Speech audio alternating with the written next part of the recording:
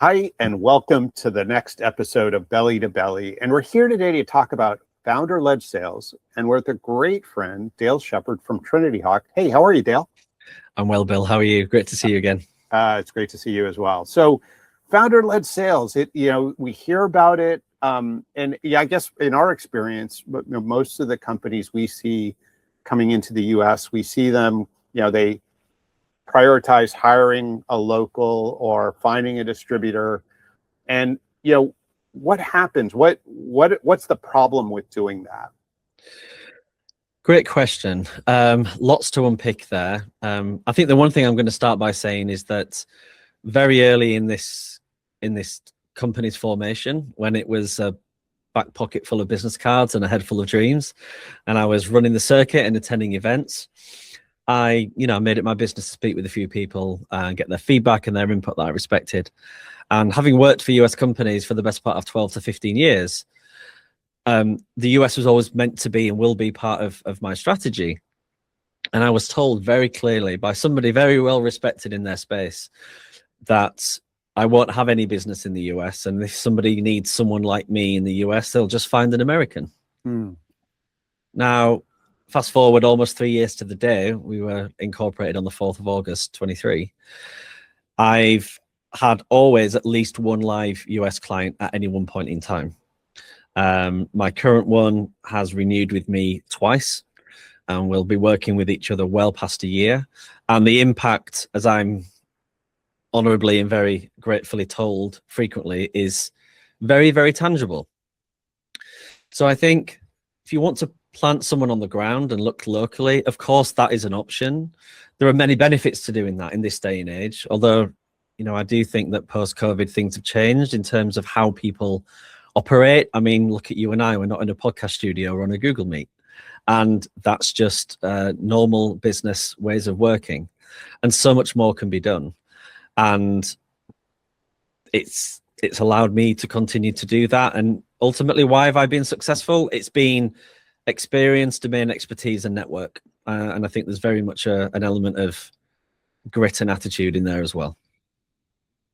So, so sort of thinking about, the options for expansion in terms of generating revenue, having a local person or hiring a distributor, at least in our experience, and it sounds like in yours as well, the majority of time that tends to be the first thing companies focus on. And also, at least in what we see, one of the big fail points. And we actually have a client that budgets for bad hires in their I've sales never heard team that. because he's entered the US a couple times, and instead of doing something different, he just budgets more for bad hires. Incredible. And okay. So what's the challenge with starting with hiring a local, be it a direct hire or a distributor? Yeah, I think, and it's the same in the UK, to be really honest, and it's worldwide. So I think, first of all, it depends on the skill set and background of that founder. One of the reasons this business exists is because 9 times out of 10, they don't have that sort of background. They've not worked in a sales commercial sort of role. And again, if it goes bad, and I think that this problem is amplified over here, it's very expensive. Someone I follow on LinkedIn, their newsletter came out today, and the title was $84,000 lost on a wrong hire. I didn't need to scroll down, but I did anyway. It was a salesperson. And I spoke with another founder last December who told me they had 6 sequential bad sales hires. So not a group of 6 that didn't work out. They had one person, didn't work, got rid of them, did that again and again 4 more times. And after I spoke with him a bit more, do you know what the common denominator was as to why they all did not work out? The founder didn't know how to write a comp plan. But to my previous point, why would he? He's never been a salesperson. He doesn't understand what it drives and what it means and how it should be structured. And unfortunately, I've seen that a handful of times this year as well already. I think, to further answer your question, I think that's why founders need to keep the reins for sales a little longer. They spend that time face to face. Yep. Again, not immediately knee-jerk to hiring somebody best they can afford.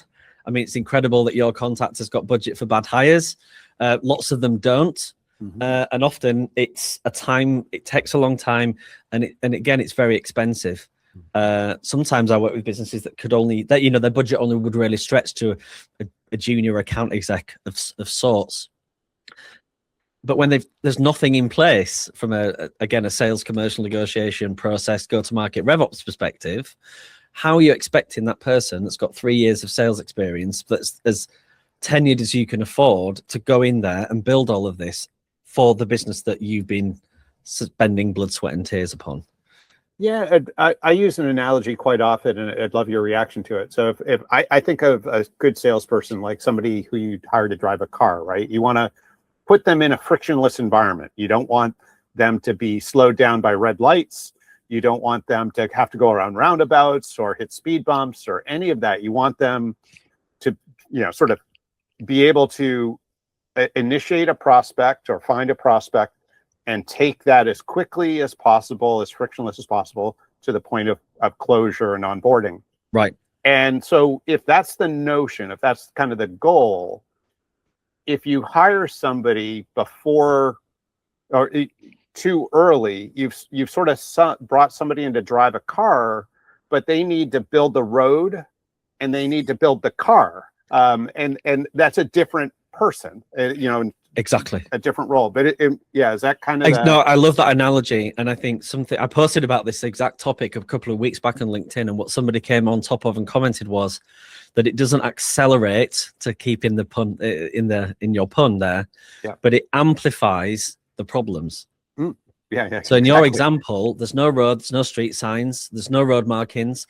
What's going to happen? Crash after crash after crash after crash. There's likely no road, right? It's a dirt path, because you're that first sale in any new market is hard. I mean, sales are hard anyway, but the first sale, you take a lot of arrows, you fall in a lot of holes, you learn a lot.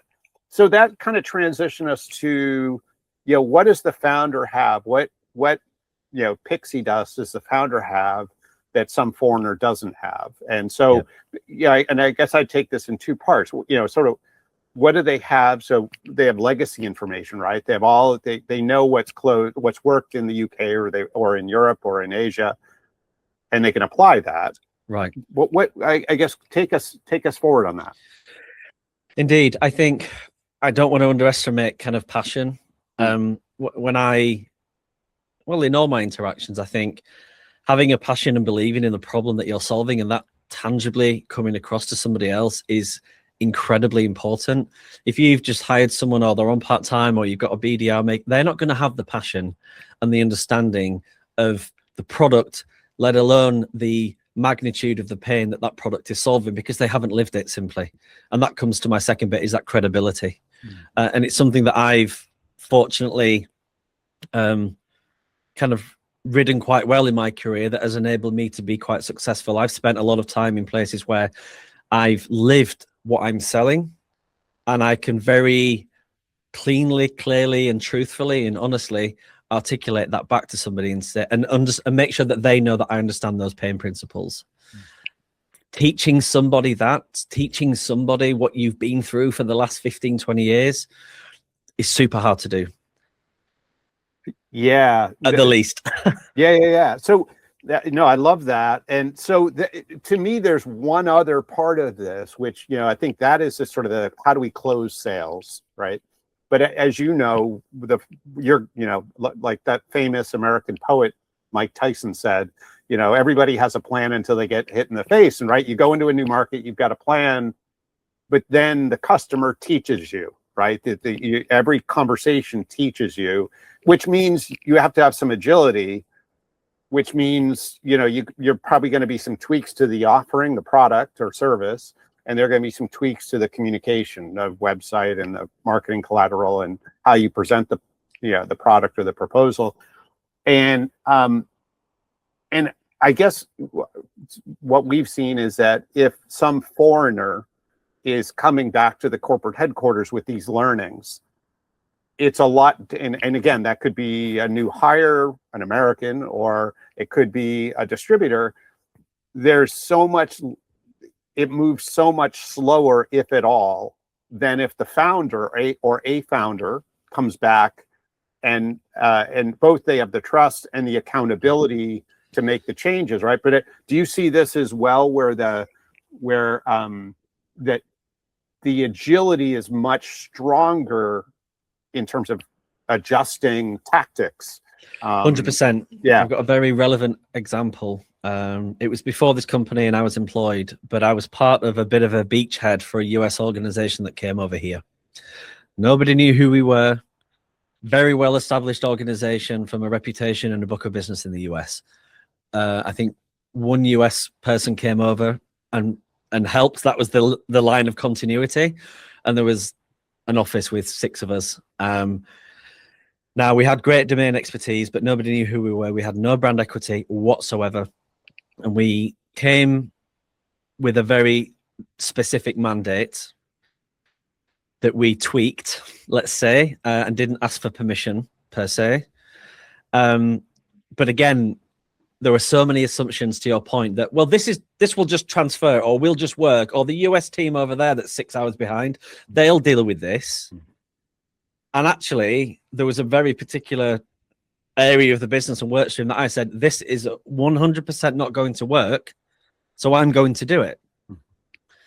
And we just flew and became the partner of choice. We had an incredible team. I'm by no means taking the credit for this, because we had, I think, enough leash, both from a political, time zone and distance perspective, to be, we're on the ground here.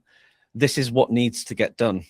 And we were given that autonomy to go out and find out whatever that needs to be. Now, fortunately, we were in sales, so numbers kind of spoke for us. Right. And if we're winning business, no one's really going to complain too much. But it was also my job to make sure that the delivery side, to your point, that onboarding piece, didn't fall over either, and that both were working harmoniously. Yeah, that's awesome. No, it makes so much sense. And before we run out of time here, I want to make sure that our audience knows what you do. What does TrinityHawk do to help companies as they expand into the US? No, thank you. So yeah, whether it's expansion from the UK to the US, or in the opposite direction, or from the UK into Europe, we help them on all sides of the coin when it comes to commercial, RevOps, sales, and go-to-market. I think there's always going to be a point, and I've seen this naturally across the last 3 years, where the founder needs help, depending on what they're trying to do, whether it is that expansion piece and they need somebody else in the room with them to help them get the job done, understand what they need to understand, articulate that message back to the UK in this example, or has even maybe had experience in working transatlantically, but doing so with that very astute commercial lens.